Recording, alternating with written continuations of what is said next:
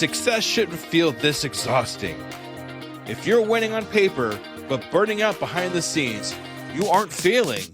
You're stuck in a psychological bottleneck called a hurdle of stop. I've been there. On the outside, things look great, but I was secretly burning out, convinced I was just lucky, and waiting to be exposed as a fraud. I realized I didn't have a business problem. I had a mindset block. Whether it's imposter syndrome, perfectionism, or fear or failure, these aren't just feelings. They are growth bottlenecks. Identify your specific hurdle and get one immediate action step to regain your momentum today. Go to tuepodcast.net/quiz. That's tuepodcast.net/quiz to take the 3-minute assessment and get your report now. Welcome to Business Conversations with Pi and Piette 2.0, where the advice is real, but the voices are AI. I'm Scoob, and we're harnessing cutting-edge artificial intelligence to tackle real-world business challenges and deliver actionable strategies you can implement right now. Joining us is our newest AI voice, Piette, sharp, insightful, and ready to challenge conventional wisdom. The questions are real, the data is vast, and the insights game-changing. So buckle up, Scoob believers. It's time to get across the start line. Let's dive in. Imagine you start a side hustle, right? Like, you love building custom bicycles in your garage. Oh, or baking wedding cakes, something like that. Exactly. And suddenly you're getting real clients, they pay you cash, and it's going great. Right up until it isn't. Right. A week later, say the brakes fail on that custom bike, the neighbor gets seriously hurt, and suddenly a judge is literally forcing you to sell your family home to pay for their medical bills. All because you didn't file a basic $50 piece of paper. Exactly. You thought you were just enjoying a side hustle, but the law just saw you as this giant, unprotected target. So welcome to today's deep dive. It's a really important one today. It is. And our entire mission today is actually driven by a listener. They wrote in to tuepodcast.net/askpi. Such a great question, too. Oh, brilliantly direct. They just asked, when do I legally need to incorporate an LLC? Which is, that question really sits at the exact center of transitioning from a hobbyist to a real entrepreneur. Right. Because there is just a massive amount of conflicting advice out there on the internet about, when to incorporate, what it actually costs, and what it really protects. Yeah, people get so confused by it. So today, we are going to unpack the actual legal reality of business structures. We're going to pinpoint that exact tipping point where you need a safety net. And we'll definitely separate fact from fiction when it comes to protecting your business name. Plus, give you the exact steps to build that corporate shield. So to understand when you actually need an LLC, I feel like we first have to look at what happens when you do absolutely nothing. Yes. The default state. Right. If I just bake a custom cake for a wedding, or I fix a bike and I just take the money without filing a single piece of paperwork, what does the law actually say I am? Well, to answer the listener's literal question, you technically never legally have to incorporate. Wait, really? Never? Never. The police aren't going to show up and arrest you for selling a cake without a corporate charter. But if you just start selling things, the law automatically classifies you as a sole proprietorship. Or a partnership, right, if I'm doing it with a friend. Exactly. If you're splitting the work and the money with a friend, it's a partnership. But you don't apply for this. It is just the absolute default state of doing business in a free market. That sounds incredibly simple, but going back to that bicycle analogy, operating as a sole proprietorship is basically, it's like walking a financial tightrope without a net, right? That is exactly what it is. Because in a sole proprietorship, there is zero legal separation between the human being and the business. Wow. Zero. None. In the eyes of the law, you and the business are the exact same entity. So sure, all the profits are yours, which is great. But all the liabilities are yours too. Exactly. You face unlimited personal liability. Meaning there's no firewall if things go wrong. None at all. Yeah. If a customer sues you because that bicycle fell apart, or say your cake business takes out a massive loan for a commercial oven and then goes under. The bank doesn't just take the oven back. Right. The creditors can legally come after your personal assets, your house, your car, your kids' college fund, your life savings. That is terrifying. It is. Because it's all on the table to satisfy the debts of the business, simply Right. because the business is just an extension of you. So the real takeaway for the listener who wrote in to tuepodcast.net/askpi, the tipping point to incorporate isn't some legal mandate. No, not at all. The tipping point is entirely a risk assessment. Okay, a risk assessment. Yeah, it's the moment your business takes on enough risk, whether that's signing a commercial lease or taking on debt or just facing potential liability from physical product. It's the moment you no longer want your personal life savings on the line. Precisely. Once you scale past just a casual weekend hobby, that default state becomes incredibly dangerous. Which means we need to build that safety net. Enter the LLC. The LLC, the limited liability company. So what actually is it? It's a creation of state law that forms a completely separate legal entity. I like to think of it as, well, a hybrid. A hybrid between what? Between the operational simplicity of a sole proprietorship and the heavy legal protection of a full-blown corporation. Okay, because the word shield gets thrown around a lot. How does the LLC actually protect my house and my car? By creating a legal partition. Because the LLC is its own person under the law, it can enter into contracts itself. It can take on debt. And crucially, it can be sued. Ah, so the LLC gets sued, not me. Right. If the LLC goes bankrupt or loses a massive lawsuit, the entity's assets get liquidated to pay the debt. But once the LLC's bank account hits zero, the creditors have to stop there. They can't cross that partition. Exactly. They cannot cross the partition to seize your personal home. You only lose what you invested into the LLC. I mean, that kind of peace of mind is huge. But let's talk about the money, because whenever you create a new legal entity, the IRS gets involved. Oh, they always do? Right. So I imagine having a separate person means having a separate tax bill. Wait, so do I just claim the earnings on my personal taxes, or how does that work? This is where that hybrid nature of the LLC is just incredibly valuable. It offers what's known as pass-through taxation. Okay, let's break that down. What is pass-through taxation? Well, if you form a traditional C corporation, you face the infamous double taxation. Which sounds awful. It is. The corporation makes, say, $100,000 in profit, and the corporation itself pays federal corporate income tax on that money. Okay. Then, when the corporation distributes the remaining cash to you, the owner, as a dividend, you have to pay personal income tax on that dividend. So the exact same dollar is taxed twice before I can even buy groceries with it. Exactly. It's a massive penalty, just for wanting liability protection, which is why the LLC is so popular. The LLC itself does not pay federal income tax. Oh, wow. Yeah, the profits and the losses of the business just pass through the LLC directly to your personal tax return. So I just report it on my individual 1040. Yep, usually using a Schedule C. But wait, what about self-employment taxes? I've heard those are absolutely brutal. Because if you're an employee, the company covers half of your Medicare and Social Security. But as an owner, you have to cover the whole spread. You do. Yeah. Active members of an LLC are considered self-employed. So you are responsible for paying self-employment taxes directly. And what is that rate right now? It's 15.3% on the first $118,500 of income. Man, taking 15.3% right off the top before we even calculate federal and state income tax, that really hurts. It does work. But the LLC structure gives you this really fascinating workaround as you grow. No, I like workarounds. If your profits climb high enough, you can actually file a form with the IRS to have your LLC taxed as an S corporation. Okay, I hear entrepreneurs talking about S-Corp all the time. How does that actually lower the 15.3% hit? Under an S Corp election, you basically change your relationship with your own business. You become an actual W-2 employee of your LLC. Oh, so I pay myself a salary. Yes. You pay yourself a salary for the work you do, and you only pay that 15.3% self-employment tax on that specific salary. Okay, but what about the rest of the profit? Any profit left over in the business after your salary is paid, you can take that as a distribution. And distributions are not subject to self-employment tax. Wait, okay, hold on. If the self-employment tax only applies to my official salary, why wouldn't I just make my official salary like $1 single and then take all the real money tax-free as a distribution? Yeah, the IRS anticipated that exact loophole decades ago. Of course they did. They actually have an entire division dedicated just to auditing S-Corp for artificially low salaries. The law clearly states you must pay yourself reasonable compensation for your industry and your role.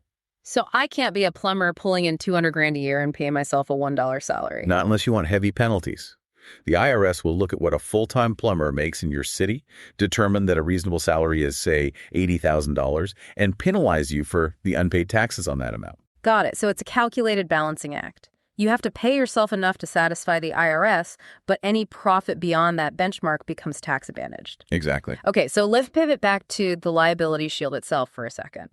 Because this structure sounds incredibly protective, but there have to be vulnerabilities. Oh, absolutely. I mean, it sounds too easy. It's like buying a waterproof case for your phone, right? But if you leave the charging port open, the phone is still going to drown. So is the LLC shield absolute? No, the legal shield is definitely not absolute. Think of commingling funds as opening that charging port underwater. Commingling funds, okay. Courts have the power to do something called piercing the corporate veil. And if they do that, your limited liability protection instantly vanishes. Meaning your personal assets are back on the table. Just like a sole proprietorship. Yeah. And commingling funds is the fastest way to make this happen. So what does commingling actually look like in practice for, a regular small business owner? Well, it usually starts really small. An entrepreneur sets up their LLC. They feel great about it. But then they're at the grocery store and realize they left their personal wallet in the car. Oh, I see where this is going. Yeah, so they just use the business debit card to buy their family's groceries. Or, flip it around, they use their personal credit card to buy a laptop for the business.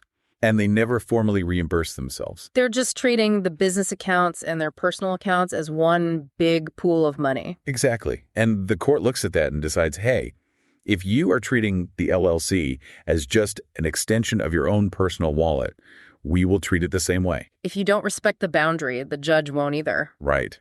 It's called the alter ego doctrine. The separation is gone, so the shield is voided. You can also lose the shield by committing outright fraud, obviously, or failing to pay your state taxes. What about, banking?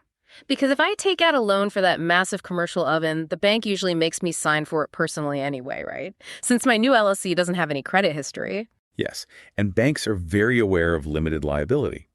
They don't want to be left holding the bag if your LLC folds. So when you personally guarantee a business bank loan, you are voluntarily piercing your own corporate veil for that specific debt. You're just telling the bank, if the LLC defaults, you can bypass the shield and come directly after my house. Exactly. So aside from keeping our bank accounts strictly separate and, reading the fine print on loans, how do we actually prove to a court that we are treating this business as a legitimate, separate entity? The anchor of your protection here is a document called an operating agreement. An operating agreement. Even if it's just me, if I'm a single member LLC, who am I making an agreement with? Myself. I know it sounds silly, but yes, even for a single member LLC, having this formal written document is absolutely vital. You are creating the foundational blueprint of the entity. Okay, what goes into it? It details the capital contributions, like how much personal money you initially put into the business. It details how profits will be distributed. It establishes the management structure. Like whether it's member managed or manager managed. Exactly. When a judge looks at your business during a lawsuit, this document proves you are operating a legitimate, structured organization and not just a hobby with a bank account. That makes a lot of sense. So the operating agreement keeps the financial shield intact from the courts. But I feel like there's a massive false sense of security out there regarding a business's identity. Oh, the identity myth. Right. Because if I register my paperwork and my operating agreement says I am Rainbow and Lollipops Plumbing LLC, I naturally assume my business name is totally locked down and no one else can use it, right? It is perhaps the most dangerous misconception among new business owners. Really? Shut this myth down for us. I will gladly shut it down. When you form an LLC, you are registering with the corporate registry of your specific state. That registry exists to track corporate entities for tax and liability purposes. It is not designed to protect your brand identity. But wait, the state will reject my LLC application if someone else already has the name, won't they?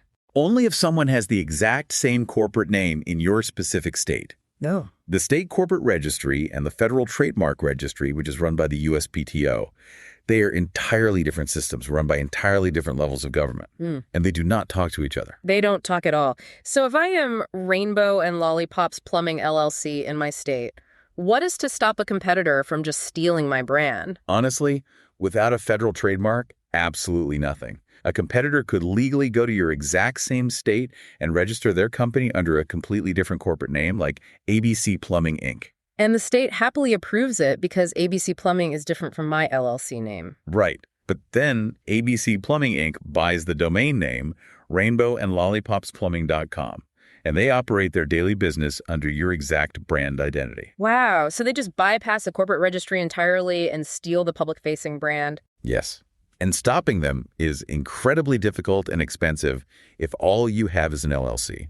An LLC document does nothing for you if you want to enforce your brand name across state lines or if you want to register with the Amazon brand registry, for instance. So if you want real brand protection, you must have a registered trademark with the federal government. Exactly. The LLC protects your house. The trademark protects your brand name. They're completely different tools for completely different jobs. I love that. The LLC protects the house. The trademark protects the brand. Okay, so knowing what an LLC actually does and doesn't do, how do we actually pull the trigger and set one up? Let's give the listener an actionable checklist they can understand without, drowning in legal jargon. I can do that. It's really just chronological steps. Okay. Step 1 is name availability. Makes sense. Got to check the state database. Right. You must include LLC or limited company in the name, and you have to avoid restricted words. You can't just use words like bank or insurance unless your business is actually licensed for those heavily regulated industries. Okay, so once the name is cleared, step 2. Step 2 is the Articles of Organization. You file this with your Secretary of State and you pay the fee. Think of it as the birth certificate of the business. And what's on that document? It's very simple. Just your business name, your primary address, and your registered agent. Ah, the registered agent. Why does the state demand one of those? Because the state needs a guaranteed way to contact your business for official legal matters during normal business hours, like if you're being served with a lawsuit. Okay, so step 1 is name. Step 2 is articles of organization. Step 3. Step 3 is the operating agreement, which we already talked about. Draft it to solidify the structure and buyout procedures. Got it. Then step 4 is securing an EIN, an employer identification number, and getting your bank account. You get the EIN from the IRS, right? It's free. Completely free on the IRS website. Armed with that EIN and your articles of organization, you go straight to the bank and open a dedicated business checking account immediately. Right, to avoid that commingling trap we discussed. Exactly. And finally, step 5, local licenses. Don't forget your city or county basic business licenses. Just because the state approved your LLC doesn't mean City Hall will let you operate without local permits. Right. So let's talk dollars, because everyone always wants to know, what are the actual fees for this? It varies wildly. Some states are very cheap. You might pay $10 to $40 to file. Oh, that's nothing. But others are much higher. Texas is around $300. Massachusetts is $500. Wow. And California is particularly steep. They levy an $800 minimum franchise tax every single year just for existing. $800 a year, which naturally leads people to look for loopholes. Because I constantly hear people say, oh, just form your LLC in Wyoming or Delaware or Nevada. Right, because the laws are favorable and fees are tiny. Yeah. So if I live in California, can I just form my LLC in Wyoming to dodge the $800 fee? No, please don't do that. If you live and operate your business in California, the state considers you to be doing business there. So what happens if I try the Wyoming trick? California law requires any out-of-state company to register as a foreign entity. So you end up paying the setup fees in Wyoming, and then you still have to pay California to register the foreign entity, which triggers the exact same $800 tax. Wow. So you just end up paying fees in both states. Exactly. It's an administrative nightmare for zero savings. Just form it in your home state. Good to know. Well, to summarize and connect the dots for the listener who asked the question, you don't legally need an LLC to do business. The second you sell a cake, you're a sole proprietor. Right. But the second your business involves serious contracts, real money, or physical risk, an LLC is the critical firewall you need between your professional ambition and your personal savings. It's the moment you stop treating it like a hobby and start building a real foundation. I love that. So I want to leave you with a provocative thought to ponder. Look at your current setup. If your side hustle or business was sued tomorrow for a freak accident whose bank account would actually be drained, what kind of net are you operating without right now? And what is it really costing you in peace of mind? It's a heavy question, but an important one. It really is. And listen, this incredible deep dive today was made possible by a listener just like you. We really do love getting these questions. We do. We urge you to send your own burning questions to tuepodcast.net/askpi. Sending your questions to this specific link is vitally important. It is well known to be the best way to get your topic featured on a custom deep dive. Absolutely. So head over to tuepodcast.net/askpi right now. Until next time, stay curious. And that's a wrap, Scuba Believers. You just experienced the power of AI-driven business insights with Pi and Piette 2.0. Real advice, artificial voices, unlimited potential. If today's episode sparked an idea, challenged your thinking, or gave you that breakthrough moment, don't keep it to yourself. Share it with a fellow entrepreneur who needs to hear this. Got a burning business question? Want Pi and Piette to tackle your specific challenge? Head over to tuepodcast.net/askpi and submit your question right now.